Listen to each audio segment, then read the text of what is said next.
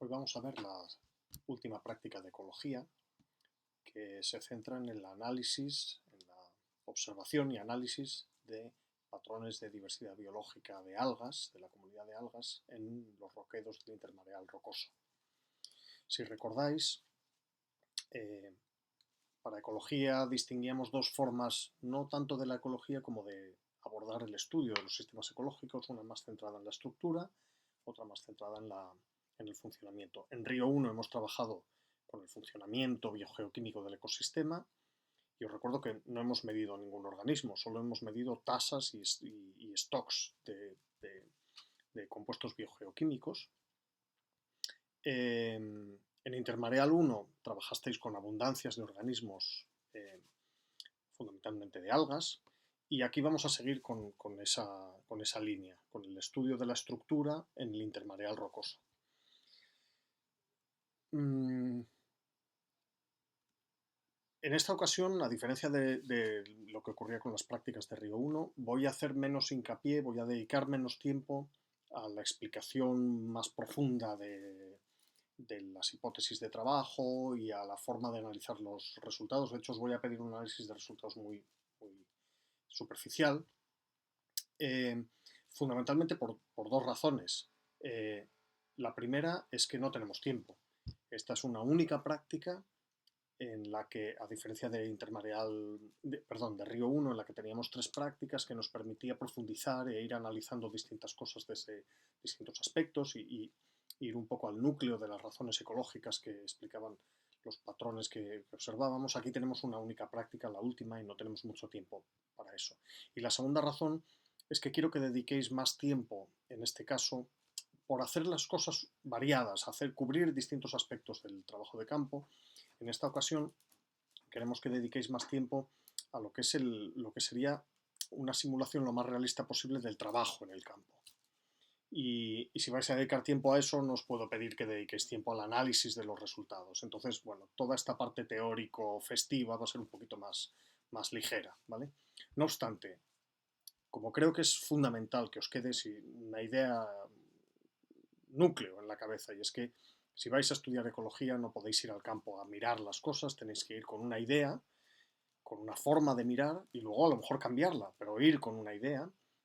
Pues voy a insistir en este planteamiento de las prácticas, aunque ya digo que la cosa va a ser mucho más rápida y más sencilla. Si os acordáis, decíamos que para generar una hipótesis testable, una hipótesis realmente científica, partíamos originalmente de lo que llamábamos entendimiento informado, o como queráis llamarlo, ¿no? Hipótesis de trabajo, si queréis, de una forma menos coloquial, pero que realmente confunde. Entonces, entendimiento informado es una buena forma de expresarlo, porque es simplemente las cosas que yo conozco de un tema que me puede preocupar.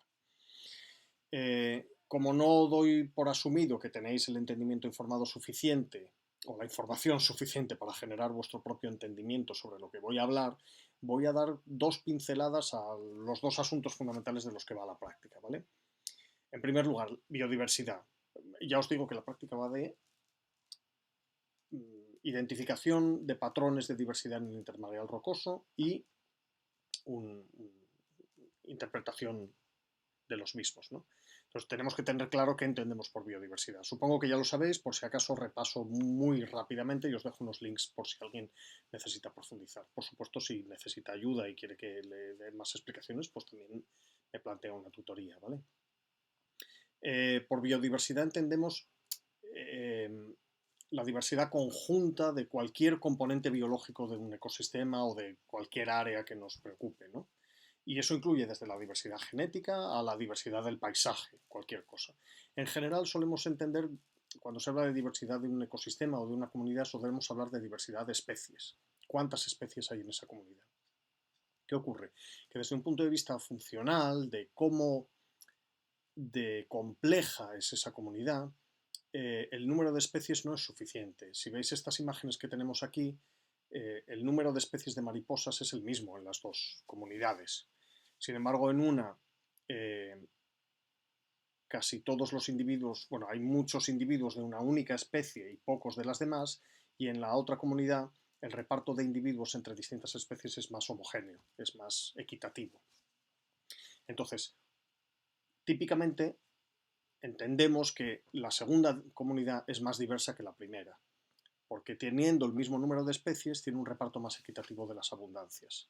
Si lo queréis ver de otra manera, es más difícil adivinar cuál va a ser la siguiente especie que te vas a encontrar si vas paseando por esa comunidad.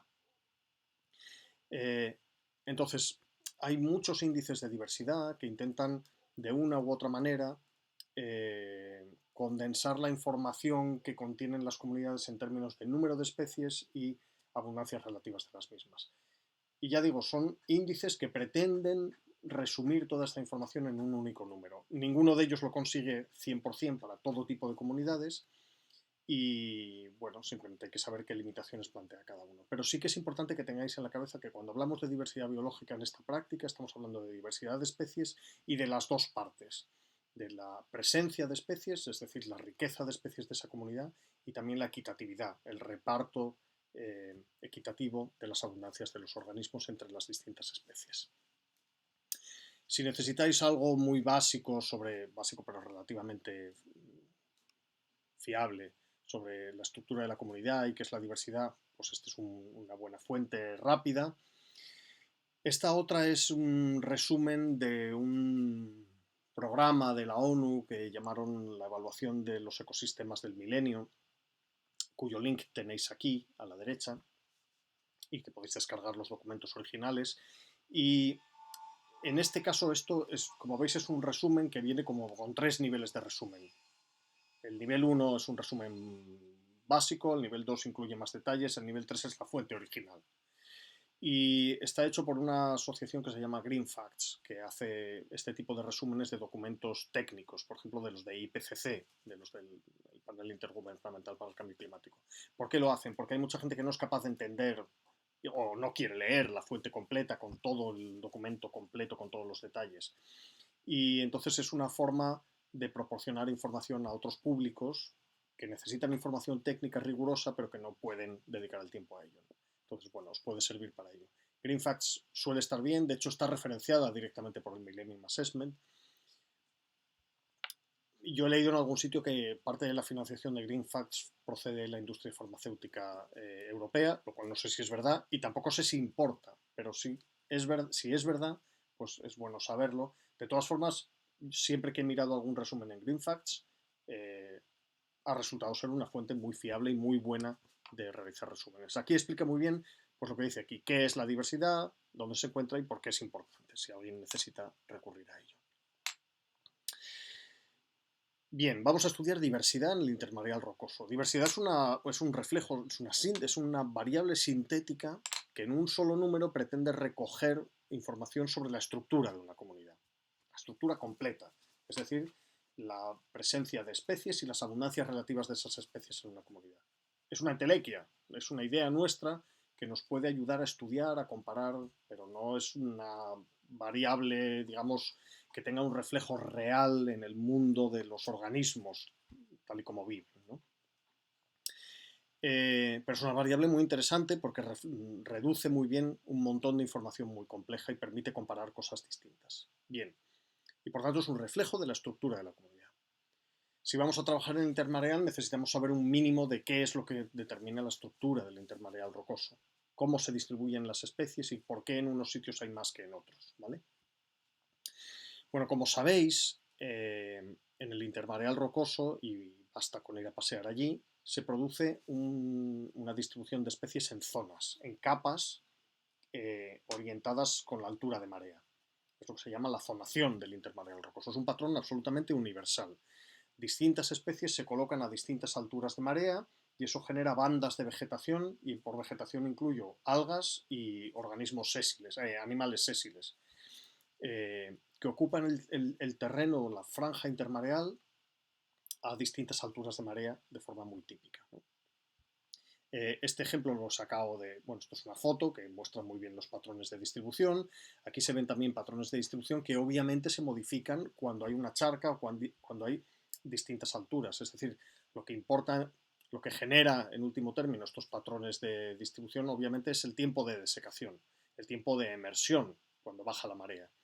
Y ese tiempo de desecación efectiva no depende solo de la distancia al mar, sino que depende también de la topografía. Es decir, donde tenemos una charca, el tiempo de emersión va a ser más corto o inexistente, simplemente las condiciones del agua van a cambiar, se va a calentar, puede perder salinidad si llueve, puede aumentar la salinidad si hay mucha evaporación, pero nunca va a haber emersión dentro de la charca. Y por el contrario, para un mismo nivel donde tenemos una roca o una roca muy alta, pues el tiempo de emersión va a ser más alto del que le correspondería por la simple distancia a la línea de marea, ¿vale? Pero bueno, al final un factor clave es el tiempo de desecación al que se ven sometidos todos los organismos diariamente, que será mayor cuanto más arriba estén en la altura de marea, ¿vale? Bueno, esto parece una obviedad. Si hay patrones de zonación orientados con la altura de marea, seguro que el tiempo de desecación es un factor clave, pero no es el único o no puede ser el único. Y hay un par de cosas que se ven aquí, una muy particular que invalida totalmente la idea de que es la altura de marea únicamente la que determina la posición de los organismos. Si os fijáis, hay un nivel típico donde se colocan los mejillones, Mytilus edulis, que están ahí compitiendo con Fucus vesiculosus, con este alga parda, y es aquí arriba. Y entonces uno se pregunta qué sentido tiene que los mejillones, es decir, si es el tiempo que es capaz de soportar un organismo la desecación, ¿por qué se van a colocar ahí arriba los mejillones? Porque bien, los mejillones pueden soportar la desecación ahí arriba, pero no es que les guste. Los mejillones son organismos filtradores que su ambiente ideal es el submareal. Su situación ideal es estar sumergido todo el tiempo comiendo partículas, filtrando partículas todo el rato. Para soportar la desecación, que es verdad que la pueden soportar, tienen que dejar de alimentarse, cerrar las valvas y mantenerse en condiciones a veces fastidiosas, como precipitación de agua dulce o calentamiento muy fuerte por insolación, etcétera, etcétera. Es decir, no están ahí porque sea el sitio ideal por las condiciones de desecación que tiene, sino que por alguna otra razón se tienden a colocar en esta franja de marea tan alta. Entonces, solo eso ya hace evidente que la desecación por sí sola no es la que genera únicamente los patrones. Puede ordenarlos, pero no es la única fuerza ecológica que genera esos patrones. No me voy a enrollar, pero lo que generan esos patrones es la interacción de varias fuerzas ecológicas. Y hay 4 fundamentales, pero hay más. Son el estrés hídrico, efectivamente, que se genera por la desecación, por el tiempo de desecación, pero en interacción con la competencia entre distintos organismos, competencia que se establece en el intermareal fundamentalmente por un recurso clave que es el espacio físico donde asentarse.